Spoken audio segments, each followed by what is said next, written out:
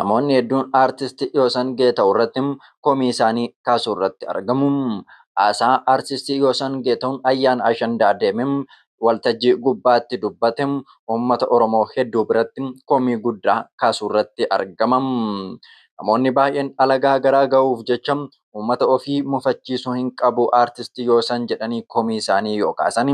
Egaa Yoosan Geetahuun kabaja ayyaana waggaa waggaan kabajamu kan ayyaana Ashandee kan sabni Tigraay kabaju sagantaa sanarratti argame yeroo walleessaa dhiyeessuudhaaf jedhutti dubbii inni dubbate garuu namoota biratti komii guddaa kaasuu irratti argama.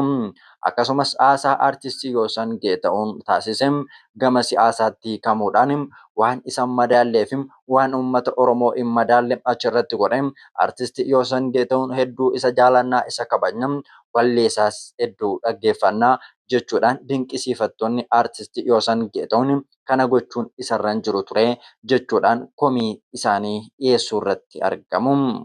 Dhimma kanaan wal qabatee namoonni ayyaana kanaa fi irreechaa wal cinaa qabuudhaan artistoonni Habashaa yoom irreecha irratti argaman sagantaa sana miidhagsuudhaaf yeroo yaalan arginee hin beeknu. Keenya maaliidhaaf bakka sagal yookaan iddoo hundatti jaalatamuudhaaf waan uummata kana xiqqeessuuf maqaa nu dhoofsisu jara sirumaa jiraachuu keenya nun jaalanne yeroo kaan nurratti duulaa jiran gama kaaniin immoo saba keenya fixaa jiran. Jalqabumayyuu Yoosan achirratti bahee kan sirbuu hin qabne sirumayyuu immoo haasaa inni achirratti dubbate immoo haasaan aartistiin uummata Oromoo biraan kabajaa fi jaalala guddaa qabu aartistii beekamtii hanga kana qaburraa waan hin eegamnedha jechuudhaan kaasum. YouTube kana subscribe like godhaa yaada keessan immoo comment jalatti nuu qoodaa qophii kana faana bu'aa isiniin jennam. Egaa akkuma isin dhageessan Yoosan tiktookar Adonaay akka jaallattuuf akka dinqisiifatu isteejii sanarratti dubbachuunsaa komii jabduu kaase. Namoonni hedduunis viidiyoo sana kukkutanii Yoosan Geetahuun irratti viidiyoo dalaguuf komii isaanii irratti dhiyeeffachuu irratti argamu. Gareen immoo sabab sallammii wajjiniin jaalalaa fi tokkummaadhaan jiraachuu qabna kun fakkeenya guddaadha. Hanga yoomitti uummanni kun wal qoodee jiraata kan jedhan gariin immoo gara Yoosan goraniitu dubbatu. Haasaa inni dubbate isarratti inni deebii haa kennu. Haa ta'uti garuu waltajjii sanarratti deemee muuziqaa isaa dhiyeessuun dogoggora miti suuraa koo hin qabu gara fuulduraattuu kan itti fufuu qabudha kan jedhanis namoonni yaada isaanii dhiyeessanii jiru. Gareen immoo haasaa sanaan wal qabate isteejii sanayyuu dhaquu hin qabu yoo jedhan ni dubbatu. Yoosan Geetahuun baruma kana keessa qofam yeroo lama haasaa miidiyaa gubbaatti dubbatuun yeroo inni mucucaate uummanni komii irratti kaasu argineetu jirra. Artistii Yoosan Geetahuun baruma kana qofam yeroo lammaffam mucucaachuunsaa ni argama. Yeroodhuma darbe kanas weellisaa Galaanaa Gaaromsaa waliin Teedii Afroodhaaf walleedhaan deebii kennanii walleessuun bahim osoo torbee lama hin guutin miidiyaa wahii irratti bahim Yoosan Geetahuun Teedii Afroon baay'een dinqisiifadha jechuudhaan akkasa dinqisiifatuuf muuziqaa isaa hedduu dhaggeeffatus akkasuma garaagarummaa yaadaa akka qaban dubbateetu ture. Walleessaatii fi jechisaa wal faalleessuu irratti argamaa jechuudhaan dubbatu. Uummanni kun wallee baala gizeedhaan sirriitti isa beekam bulloodhaan isa beekam akka inni sabboonaa Oromoo jabaa ta'etti isa beekum. Haa ta'uti garuu qe'ee alagaatti deddeebi'anii artistoonni akka Yoosan Geetahuun uummata biratti beekamtii olaanaa qabaniif namoonni hedduun isaan ilaalan of eeggannoo cimaa gochuun barbaachisaadha jechuudhaan dubbatu. Artistii Yoosan Geetahuun akka dhuunfaatti Adonaay dinqisiifachuun rakkoo miti.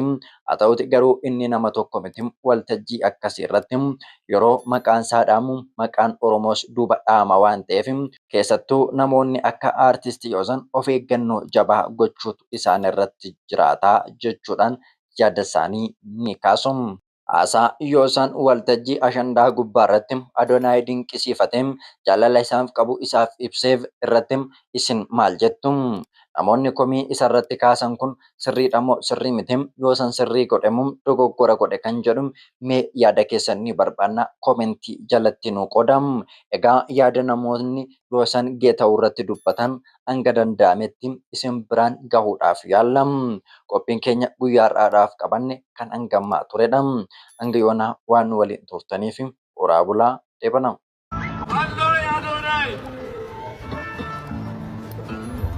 አዶናይም በጣም ነው የምወደው። በእናንተ ስም ህዝቦቼ፣ ወዳጆቼ፣ እንደኔ ጭኩኖች፣ እንደኔ አሳቢዎች በጣም ነው የምወዳችሁ። ባልተጠራችሁበት ድግስ ስትሄዱ መጨረሻችሁ እንደዚህ ማፈር ነው። በነገራችሁ ላይ ምን አገብቶ ነው የሄድከው? አሁን አንተ ያልገባኝ ነገር እስቲ አንድ የኢሬቻ በዓል ላይ አንድ የባህላዊ አማርኛ ዘፈን ዘፋኝ ወሬ ጎንደሬ ጎጃም ዘፋኝ ይመጣልሃል? በዚህ የትግረኛ ዘፋኝ ይመጣልሃል? ምን አግብቶ ነው የሄድከው? ምንድነው እናንተ የምትርመጠመጡት? አረ ከልካት ላይ እንደዚህ ክብራችሁን አትጦረዘ ላልፈለገ ሰው ካልፈለጋችሁ ሰው ጋር ምንድነው የምትታከኩት? ምን እንዲፈጠር የቴድሮስ ካሳሁን ዘፈን ላይ መልስ ሰጣችሁ ብሎ አይደል እንዴ ሲወርዱባችሁ የነበረው? 20 ሚሊዮን ወሰዱ ምናምን ብሎ ምናምን ምን አገብቶ ነው የምትመጣው? ሲጀምር ማዋፊን ከበጅተኒስን ማከጀልቱ ማጥና ተሪኑ ጥኔስስቱ ባይዘው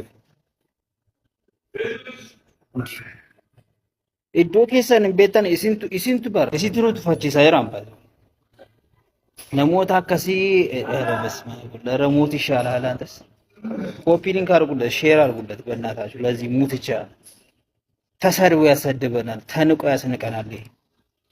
እዚህን ሰዎች ናቸው እኮ እኛን እኮ እያስቸገሩ ነው ያሉት። እሰይ እግዚአብሔር ይስጣችሁ። እዛ ውስጥ የነበራችሁ ሰዎች እንደዚህ ያሳፈራችሁልኝ፣ እንደዚህ ያሳፈራችሁ ላኩልኝ ሁሉ ባልተፈለጋችሁበት ቦታ ሄዳችሁ አትቃርሙ።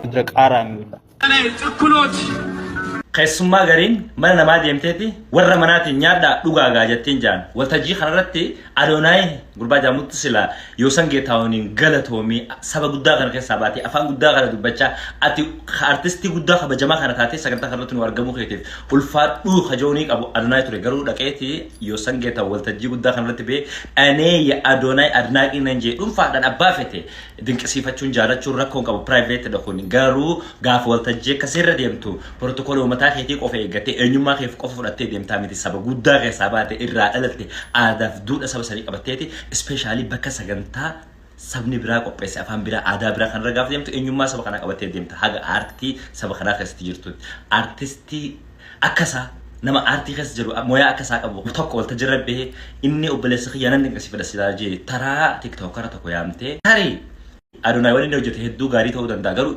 Yoosan wajji waan maas wal godhuu miti bakka kanatti cunqurfamtoota bakka inni jiru huyyoo maal akka inni ibsuu barbaade si yaada akkasuma koomentirnaa kaa dogoggorraan obboleessa kee dogoggortee jirta gara fuulduraatiif eeggadhu jechuudha.